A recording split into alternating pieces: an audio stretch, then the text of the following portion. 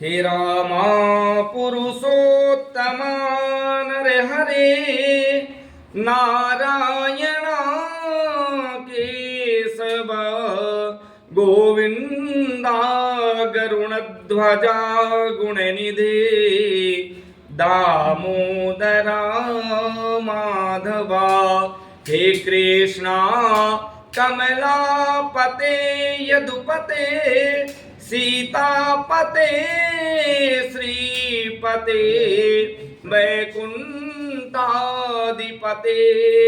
चराचरपते लक्ष्मीपते त्राहि मां लक्ष्मीपते त्राहि मां त्राहि मां त्राहि मां त्राहि मां। बोलिए श्री सत्यनारायण भगवान की जय। अथ प्रथमो अध्यायः। तो महामुनि ऋषि व्यास जी ने कहा कि बहुत समय पहले नैमिषारण्य तीर्थ में शौनकादिक 88,000 ऋषियों ने पुराण वेत्ता श्री सूत जी से पूछा कि हे सूत जी, इस कलयुग में वेद विद्या रहित मानवों को ईश्वर भक्ति किस प्रकार मिलेगी तथा उनका उद्धार कैसे होगा। हे मुनि श्रेष्ठ, ऐसा कोई व्रत अथवा तप बताइए जिसके करने से थोड़े ही समय में महान पुण्य की प्राप्ति हो तथा मनोवांछित फल भी मिले। ऐसी कथा सुनने की हमारी बहुत इच्छा है। तो इस प्रश्न पर शास्त्रों के ज्ञाता श्री सूत जी ने कहा कि हे वैष्णवों में पूज्य, आप सभी ने प्राणियों के हित एवं कल्याण की बात पूछी है। अब मैं उस श्रेष्ठ व्रत को आप लोगों से कहूंगा जिसे श्रेष्ठ मुनि नारद जी ने श्री लक्ष्मी नारायण भगवान से पूछा था और श्री लक्ष्मी नारायण भगवान ने मुनि श्रेष्ठ नारद जी को बतलाया था। अभी आप सभी श्रेष्ठ गण इस कथा को ध्यान से सुने। मुनि श्रेष्ठ नारद जी दूसरों के कल्याण हेतु सभी लोकों में घूमते हुए एक समय इस मृत्यु लोक में आ पहुंचे। यहाँ बहुत सी योनियों में जन्मे प्रायः सभी मनुष्यों को अपने कर्म के अनुसार अनेक प्रकार के कष्टों से पीड़ित देख करके नारद जी ने सोचा कि किस यत्न के करने से निश्चित रूप से इन प्राणियों के कष्टों का निवारण हो सकेगा।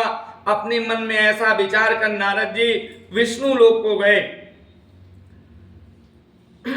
वहां श्वेत वर्ण और 4 भुजाओं वाले देवों के इस नारायण, जिनके हाथों में शंख चक्र गदा और पद्म थे, वे वरमाला पहने हुए थे, ऐसे भगवान को देखकर नारद जी उनकी स्तुति करने लगे। नारद जी ने कहा, हे भगवान, आप अति शक्तिमान हैं, मन तथा वाणी भी आपको नहीं पा सकती, आपका आदि मध्य और अंत भी नहीं है। आप निर्गुण स्वरूप सृष्टि के कारण भक्तों के कष्टों को नष्ट करने वाले हैं। इस तरह के जो भगवान विष्णु हैं उनको बारंबार हमारा नमस्कार है, सत सत नमन है। तो नारद जी से इस प्रकार की प्रार्थना सुन करके भगवान विष्णु बोले कि हे योगीराज, आपके मन में क्या है, किस कार्य हेतु आपका यहाँ आगमन हुआ है, आप निसंकोच कहें। तब मुनि श्रेष्ठ नारद जी ने कहा कि मृत्यु लोक में सभी मनुष्य जो अनेक योनियों में पैदा हुए हैं, अपने अपने कर्मों के कारण अनेक प्रकार के कष्टों से दुखी हैं। हे स्वामी, यदि आप मुझ पर दया रखते हैं तो बतलाइए कि इन मनुष्यों के सभी कष्ट थोड़े से ही प्रयत्न से किस प्रकार से दूर हो सकते हैं। श्री विष्णु भगवान ने कहा, नारद जी, मनुष्यों की भलाई हेतु आपने बहुत उत्तम प्रश्न किया है। जिस व्रत के करने से, जिस कथा के सुनने से मनुष्य सभी दुखों से मुक्त हो जाता है, मोह से छूट जाता है, ऐसा एक व्रत और कथा मैं आप सभी से कहता हूं, आप लोग ध्यान से सुने। यह जो है अति पुण्य दान करने वाला, स्वर्ग तथा मृत्यु लोक दोनों में दुर्लभ एक अति उत्तम व्रत है जो आज मैं आप सभी से कहता हूँ। यह श्री सत्यनारायण भगवान का व्रत है जो विधि विधान पूर्वक संपन्न करने पर मनुष्य इस धरती पर सभी प्रकार के सुख भोग करके और मरणोपरांत मोक्ष को प्राप्त करता है। तो भगवान के ऐसे वचन सुनकर नारद मुनि बोले, हे भगवान, इस व्रत का विधान क्या है, फल क्या है, इससे पहले किसने इस व्रत को और इस कथा को किया है और यह किस दिन करना चाहिए, कृपा कर आप मुझे विस्तार पूर्वक समझाएं। श्री विष्णु भगवान ने कहा, नारद जी, दुख शोक एवं सभी प्रकार की व्याधियों को दूर करने वाला यह व्रत सभी स्थानों पर विजय दिलाने वाला है। श्रद्धा और भक्ति के साथ किसी भी दिन मनुष्य श्री सत्यनारायण भगवान की ब्राह्मणों और बंधुओं के साथ पूजा करे। पूजा के लिए भक्ति भाव से केले का फल, नैवेद्य, घी, शहद, शक्कर अथवा गुड़, गेहूं का आटा लेवे। गेहूं के अभाव में आप साठी का चूर्ण भी ले सकते हैं। इन सभी को भक्ति भाव से भगवान सत्यनारायण को समर्पित करे। बंधु बांधवों सहित ब्राह्मण को भोजन कराए और इसके पश्चात स्वयं भोजन करे। हो सके तो रात्रि में भगवान सत्यनारायण का भजन आदि का आयोजन करके उस दिन भगवान का स्मरण करता हुआ अपना समय व्यतीत करे। इस तरह से जो भी मनुष्य इस व्रत को करेंगे, भगवान सत्यनारायण की कथा को सुनेंगे, उनकी मनोकामनाएं अवश्य पूर्ण होंगी। और विशेष रूप से इस कलयुग में मृत्यु लोक में यही एक ऐसा छोटा सा उपाय है जिसमें अल्प समय और बहुत कम धन में महान पुण्य की प्राप्ति होती है। इति श्री स्कंद पुराणे रेवाखंडे सत्यनारायण व्रत कथायां प्रथमो अध्यायः। बोलिए श्री सत्यनारायण भगवान की जय।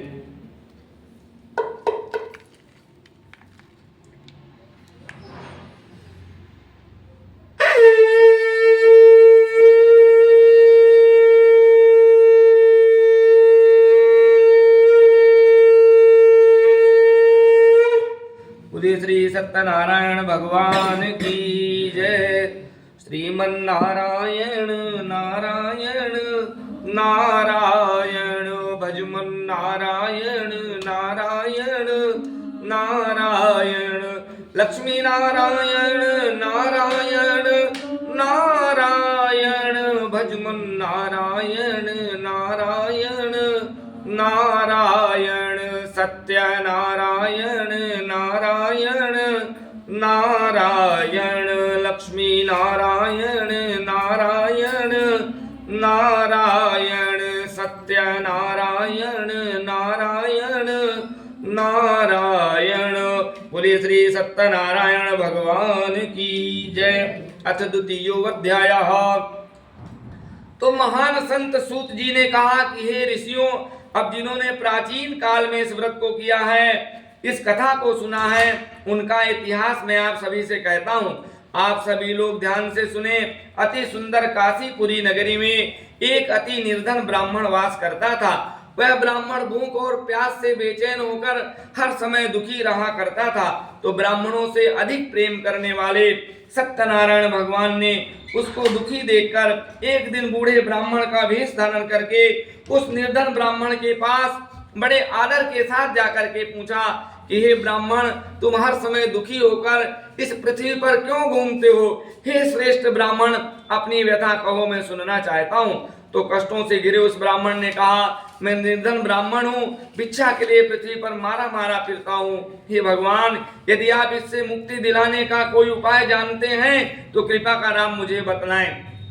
वृद्ध ब्राह्मण का रूप धारण किए हुए श्री सत्यनारायण भगवान तब उससे बोले कि श्री सत्यनारायण भगवान मनोवांछित फल देने वाले हैं, इसीलिए तुम उनका विधि पूर्वक करो। भगवान सत्यनारायण का पूजन करो, भगवान सत्यनारायण का व्रत करो, जिसके करने से मनुष्य सभी दुखों से मुक्त हो जाता है।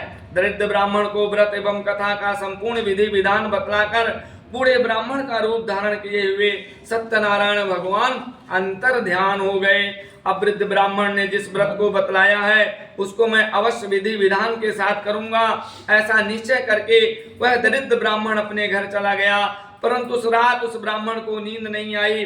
अगले दिन वह सुबह जल्दी उठा, भगवान सत्यनारायण की कथा करने का संकल्प लेकर के, भगवान का व्रत करने का निश्चय करके वह भिक्षा मांगने के लिए चल दिया। भगवान की कृपा से उस दिन उसको भिक्षा में बहुत अधिक धन मिला, जिससे उसने पूजा का सारा सामान खरीदा और अपने घर आकर के बंधु बांधवों के साथ विधि पूर्वक भगवान सत्यनारायण का व्रत किया, भगवान की कथा किया, जिसके करने से वह गरीब ब्राह्मण सभी कष्टों से छूटकर अति धनवान हो गया। उस समय से वह ब्राह्मण हर मास भगवान का व्रत करने लगा, भगवान की कथा सुनने लगा। सत्यनारायण भगवान के व्रत को शास्त्र विधि के अनुसार और श्रद्धा भक्ति पूर्वक जो भी व्यक्ति करेगा वह सभी कष्टों से छूटकर मोक्ष को प्राप्त करेगा। जो भी मनुष्य भगवान की कथा को सुनेगा वह सभी कष्टों से छूट जाएगा। इस तरह से श्री नारद जी से सत्यनारायण भगवान का कहा हुआ यह व्रत मैंने आप सभी लोगों से कहा। हे श्रेष्ठ ब्राह्मणों, अब आप लोग और क्या सुनना चाहते हैं मुझसे कहें। तब ऋषियों ने कहा, हे मुनीश्वर, इस संसार में इस विप्र से सुनकर किस किसने इस व्रत को किया, किस किसने इस कथा को किया, हम यह भी सुनना चाहते हैं। तो मुनियों से सुनकर श्री सूत जी ने कहा, हे मुनिगण, जिस जिस प्राणी ने इस व्रत को किया, जिस जिसने इस कथा को सुना, उन सभी की कथा सुने। एक समय वही धनी ब्राह्मण बंधु बांधवों के साथ शास्त्र विधि के अनुसार अपने घर पर सत्यनारायण भगवान का व्रत कर रहा था। भगवान सत्यनारायण की कथा सुन रहा था। उसी समय एक लकड़ी बेचने वाला बूढ़ा व्यक्ति वहां पर आया। उसने सिर पर रखा लकड़ियों का गट्ठा मकान के बाहर रख दिया और ब्राह्मण के मकान में चला गया। तो प्यास से बेचैन लकड़हारे ने जब विप्र को व्रत करते देखा तो वह अपनी प्यास को भूल गया। उसने विप्र का अभिनंदन किया और पूछा कि हे ब्राह्मण, आप यह किसका पूजन कर रहे हैं, किसकी कथा कर रहे हैं, इसको करने से क्या फल मिलता है, कृपा कर आप मुझे बतलाएं। तब उस ब्राह्मण ने कहा, यह सभी इच्छाओं को पूर्ण करने वाला श्री सत्यनारायण भगवान का व्रत है। सत्यनारायण भगवान की कथा है और इन्हीं की कृपा से मेरे यहाँ धन एवं ऐश्वर्य का आगमन हुआ है। ब्राह्मण से इस व्रत और कथा के बारे में जानकर वह लकड़हारा बहुत प्रसन्न हुआ। प्रसन्न होकर के भगवान का चरणामृत लेकर के और प्रसाद पाने के पश्चात वह अपने घर को चला गया।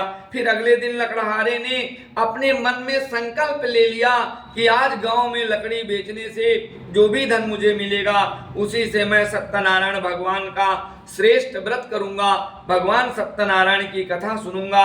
अपने मन में ऐसा विचार कर वह लकड़हारा लकड़ियों का गट्ठा अपने सिर पर रखकर जिस नगर में धनी लोग रहा करते थे ऐसे सुंदर नगर में गया।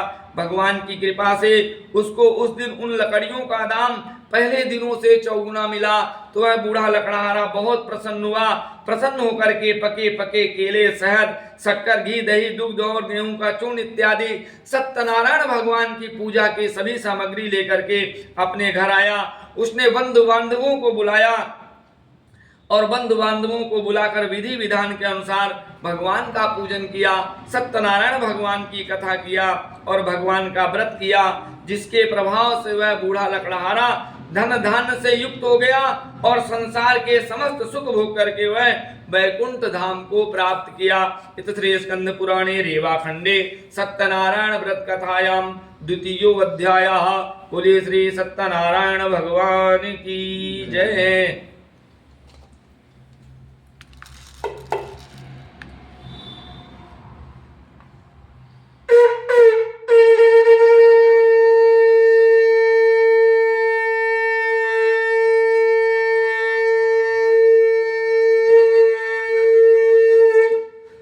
श्री सत्यनारायण भगवान की जय।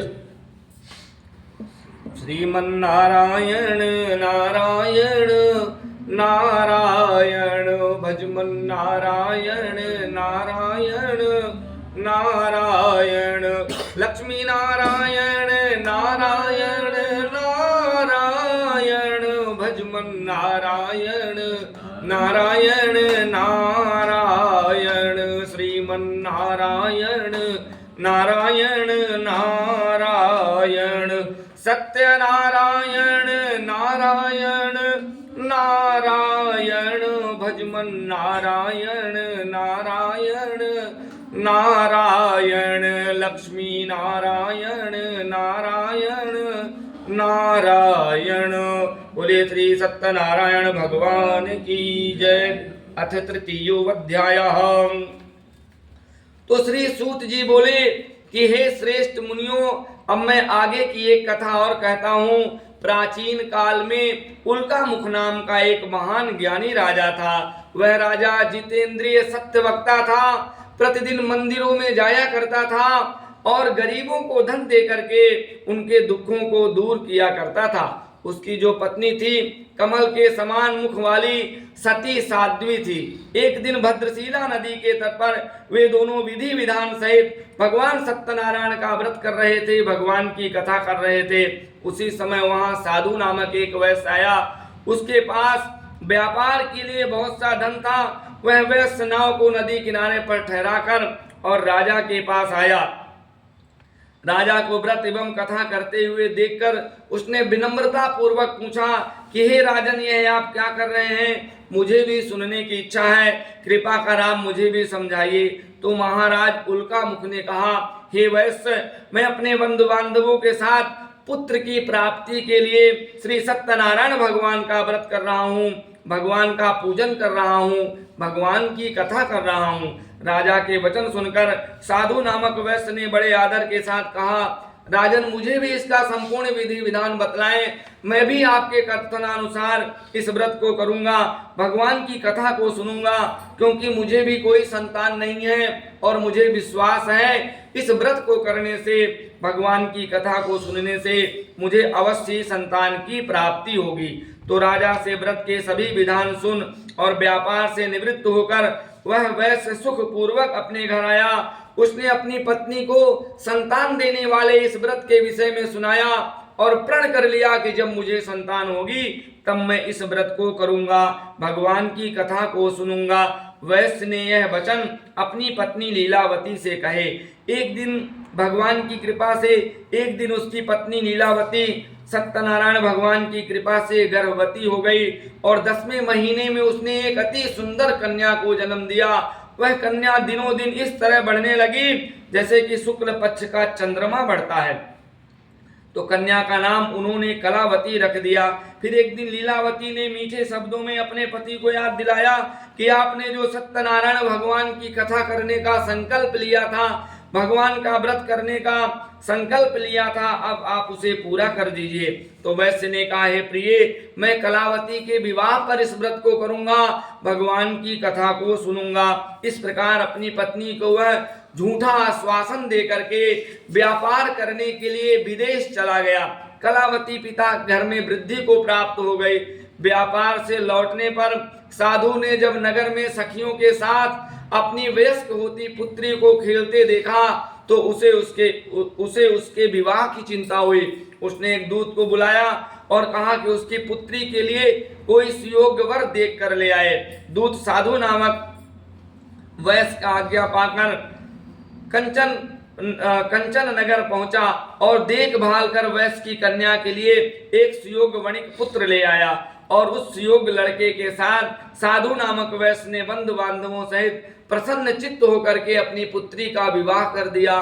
परंतु दुर्भाग्यवश वह विवाह के समय में भी भगवान सत्यनारायण की कथा करना भूल गया, भगवान का व्रत करना भूल गया। इस पर भगवान अत्यंत क्रोधित हुए।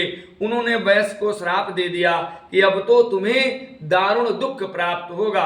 फिर अपने कार में वह कुशल वैश्य अपने दामाद के सहित नावों का बेड़ा लेकर के और व्यापार करने के लिए सागर के समीप स्थित रत्नसारपुर नगर पर गया। रत्नसारपुर पर उस समय चंद्रकेतु नामक राजा राज्य करता था। दोनों ससुर जमाई राजा चंद्रकेतु के उस नगर में व्यापार करने लगे। भगवान सत्यनारायण की माया से प्रेरित होकर कोई चोर राजा चंद्रकेतु का धन चुराकर भाग रहा था और राजा के दूतों को अपने पीछे तेजी से आते हुए देखकर उस चोर ने घबराकर राजा के धन को उस वैश्य की नाव में चुपचाप रख दिया जहां ये ससुर और जमाई ठहरे हुए थे और स्वयं वह भाग गया। जब राजदूतों ने उस वैश्य के पास राजा के धन को रखा देखा, उन्होंने उन ससुर दामाद को ही चोर समझ लिया और उन दोनों को बांधकर राजा के समीप ले जाकर के बोले कि आपका धन चुराने वाले ये दो चोर हम पकड़ कर लाए हैं, देखकर आज्ञा दें। तो राजा ने बिना उस वैश्य की बात सुने ही, बिना कोई विचार किए ही उसे कारागार में डालने की आज्ञा दे दी। इस प्रकार राजा की आज्ञा से उनको कारावास में डाल दिया गया। उनका सारा धन भी छीन लिया गया। सत्यनारायण भगवान के श्राप के कारण उस वैश्य की पत्नी लीलावती व पुत्री कलावती को घर पर बहुत दुखी होना पड़ा। उनका सारा धन चोर चुरा कर ले गए। मानसिक व शारीरिक पीड़ा भूख प्यास से अति दुखी होकर के एक दिन कलावती एक ब्राह्मण के घर गई। उसने ब्राह्मण को श्री सत्यनारायण भगवान का व्रत, भगवान की कथा विधि पूर्वक करते देखा। उसने श्रद्धा पूर्वक भगवान सत्यनारायण का कथा श्रवण किया और प्रसाद ग्रहण करके रात्रि को अपने घर आई। तब उसकी माता कलावती से पूछती है कि हे पुत्री, तू इतनी रात्रि तक कहाँ थी? मैं तेरे लिए बहुत चिंतित थी। माता के शब्द सुन कलावती बोली, माता जी, मैंने एक ब्राह्मण के घर सत्यनारायण भगवान की कथा होते देखा। मैंने भगवान की कथा सुनी और मुझे भी उसको करने की इच्छा है। तो माता ने कन्या के इस तरह के वचन सुन करके सत्यनारायण भगवान के पूजन की तैयारी की। उसने बंधु बांधवों को बुलाकर सत्यनारायण भगवान का पूजन किया, भगवान की कथा किया और भगवान से वरदान मांगा कि मेरे पति और हमारे दामाद शीघ्र ही घर लौट आएं। साथ ही विनती की कि हे प्रभु, अगर हमसे कोई भूल हो गई हो तो हम सभी का अपराध क्षमा करें। श्री सत्यनारायण भगवान इस व्रत से प्रसन्न हो गए। उन्होंने राजा चंद्रकेतु को स्वप्न में दर्शन देकर के कहा कि हे राजन, जिन दो वैश्यों को तुमने बंदी बना रखा है वे दोनों निर्दोष हैं। उन्हें तुम प्रातः काल छोड़ दो। उनका सब धन जो तुमने अधिग्रहित कर लिया है उसको भी लौटा दो, अन्यथा मैं तुम्हारा राज धन पुत्र सबका नाश कर दूंगा। तो राजा से ऐसे वचन कहकर भगवान अंतर ध्यान हो गए। फिर प्रातः काल राजा चंद्रकेतु ने दरबार में सभी लोगों को बुलाया और सभी लोगों को अपना स्वप्न सुनाया। सैनिकों को आज्ञा दे दी तो दोनों वैश्यों को कैद से मुक्त कर दरबार में ले आए। दोनों ने आते ही राजा को प्रणाम किया। राजा ने कोमल वचनों में कहा, हे महानुभावों, तुम्हें अज्ञानतावश ऐसा कठिन दुख प्राप्त हुआ है, अब तुम्हें कोई भय नहीं है, तुम भय मुक्त हो। ऐसा कह करके राजा ने उनको नए नए वस्त्राभूषण पहनवाए। उनका जितना धन ले लिया था उससे दुगना लौटा करके और बड़े आदर सम्मान के साथ उन्हें विदा किया। तो दोनों वैश्य अपने घर के लिए चल दिए। इतश्री स्कंद पुराणे रेवाखंडे सत्यनारायण व्रत कथायाम तृतीयो अध्यायः। बोलिए श्री सत्यनारायण भगवान की जय।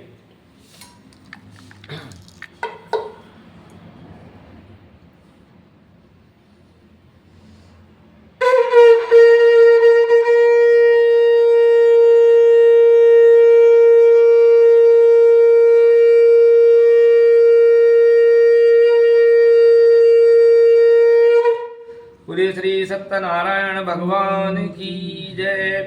श्रीमन्नारायण नारायण नारायण भजमन नारायण नारायण नारायण लक्ष्मी नारायण नारायण नारायण भजमन नारायण नारायण नारायण सत्यनारायण नारायण नारायण भजमन नारायण नारायण नारायण लक्ष्मी नारायण नारायण नारायण श्री हरि नारायण नारायण नारायण।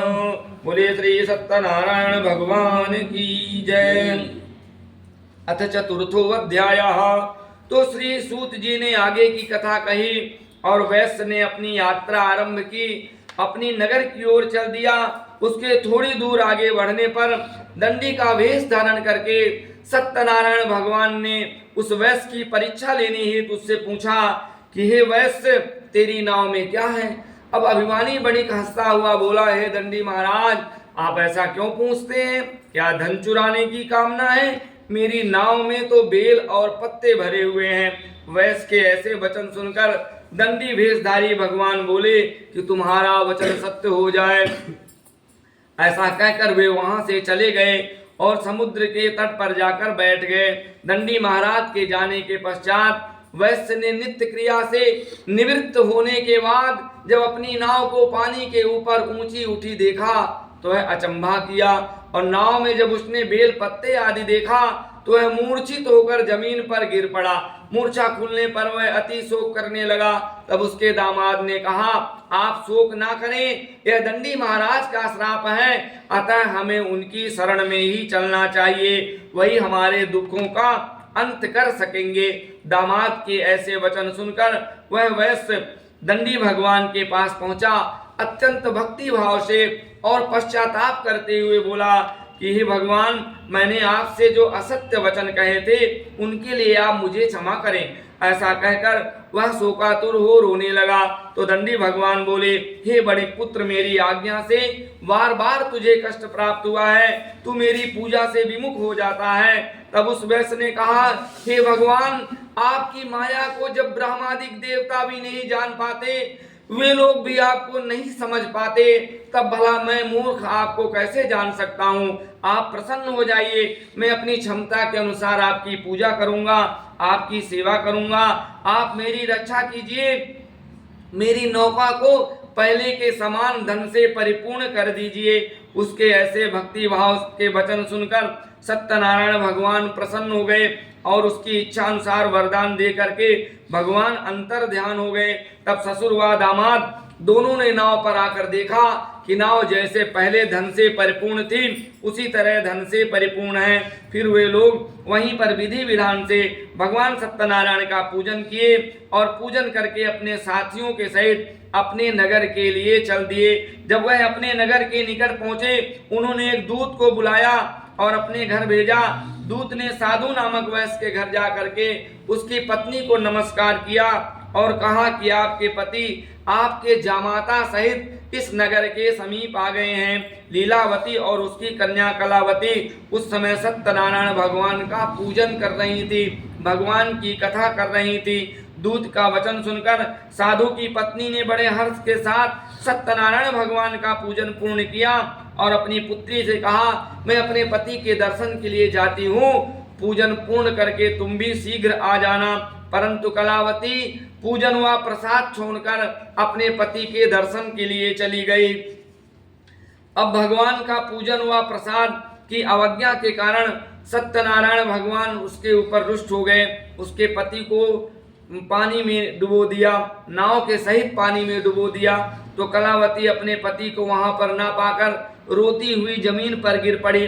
अब नौका को डूबा हुआ तथा कन्या को रोती हुई देख साधु नामक वैश्य द्रवित होकर के बोला, हे प्रभु, मुझसे या मेरे परिवार से अज्ञानतावश यदि कोई अपराध हुआ है तो आप उसे क्षमा करें। उसके ऐसे वचन सुनकर सत्यनारायण भगवान प्रसन्न हो गए और आकाशवाणी हुई कि हे वैश्य, तेरी पुत्री मेरा प्रसाद छोड़कर आई है, इसीलिए इसका पति अदृश्य हुआ है। यदि यह घर जा करके और प्रसाद ग्रहण करके वापस आवेगी तो इसका पति अवश्य मिल जाएगा। आकाशवाणी सुनकर कलावती ने घर पहुंचकर प्रसाद ग्रहण किया और फिर आकर के अपने पति को वह पूर्व रूप में पा करके अति प्रसन्न हुई और उसने वहीं पर जो है अपने पति के दर्शन किए।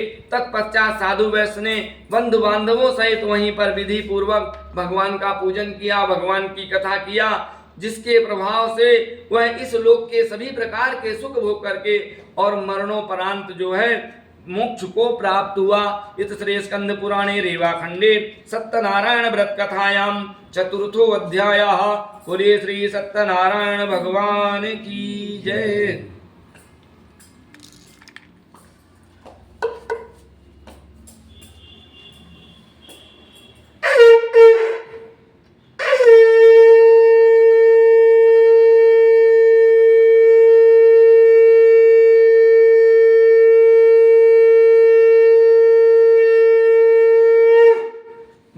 सत्यनारायण भगवान की जय। श्रीमन्नारायण नारायण नारायण, भजमन नारायण नारायण नारायण, लक्ष्मी नारायण नारायण नारायण, भजमन नारायण नारायण नारायण, श्रीमन्नारायण नारायण नारायण, सत्यनारायण नारायण नारायण। नारायण नारायण नारायण भजमन नारायण नारायण नारायण सत्य नारायण नारायण नारायण। बोले श्री सत्यनारायण भगवान की जय। अथ पंचमो अध्यायः। तो श्री सूत जी बोले कि हे ऋषि गणों, अब मैं एक छोटी सी कथा और कहता हूँ, आप सभी लोग इस कथा को ध्यान से सुने। सदा प्रजा के लिए चिंतित तुंगध्वज नामक एक राजा था। उसने भगवान सत्यनारायण का प्रसाद त्याग कर बहुत कष्ट पाया। एक समय वह राजा वन में वन्य पशुओं को मारकर और बड़ के वृक्ष के नीचे आया। अब वहां उसने ग्वाल वालों को भक्ति भाव से और बंधु बांधवों सहित भगवान सत्यनारायण की पूजा करते देखा, भगवान की कथा होते देखा। परंतु वह राजा अभिमानी था। अपने अभिमान के कारण ना तो वहां पर गया और ना ही उसने भगवान को नमस्कार ही किया। जब ग्वाल वालों ने भगवान का प्रसाद उस राजा के सम्मुख ले जाकर के रख दिया तो वह प्रसाद को भी छोड़कर अपने नगर को चला गया। अब नगर में पहुंचकर उसने देखा क्या कि उसका सारा राज्य नष्ट हो गया है। तब वह समझ गया यह सब भगवान सत्यदेव ने रुष्ट होकर किया है। वह वन में पुनः वापस आया और ग्वाल वालों के समीप जाकर उसने विधि पूर्वक भगवान का पूजन किया, भगवान की कथा किया और प्रसाद ग्रहण किया।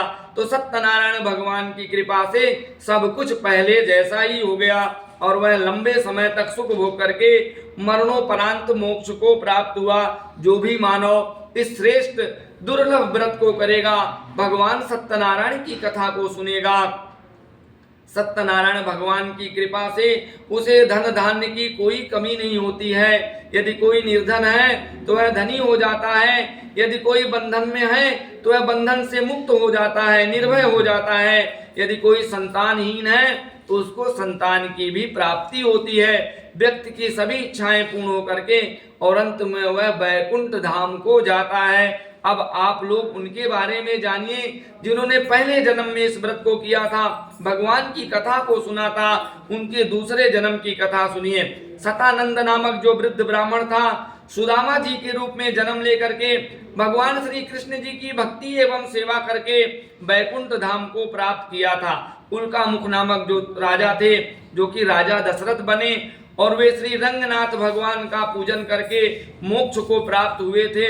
साधु नामक जो वैश्य था, वह धर्मात्मा सत्या प्रतिज्ञा राजा मोरध्वज बना और उसने अपने पुत्र को ही दान में दे करके बैकुंठ धाम को प्राप्त किया था। महाराजा तुंगध्वज स्वयं भुवि मनु बने। उन्होंने बहुत से लोगों को भगवान की भक्ति में लीन करा करके बैकुंठ धाम को प्राप्त किया था। जो लकड़हारा था, दूसरे जन्म में गुह्य नामक निषादों का राजा बना और उसने भगवान श्री रामचंद्र जी के चरणों की सेवा करके अपने सभी जन्मों को संवार लिया था। इति श्री स्कंद पुराणे रेवाखंडे सत्यनारायण व्रत कथायां पंचमो अध्यायः। बोले श्री सत्यनारायण भगवान की जय। हे राम पुरुषोत्तम नर हरे नारायण केशव गोविंदा गरुणध्वजा गुणनिधे दामोदरा माधवा हे कृष्णा कमलापते यदुपते सीतापते श्रीपते वैकुंठाधिपते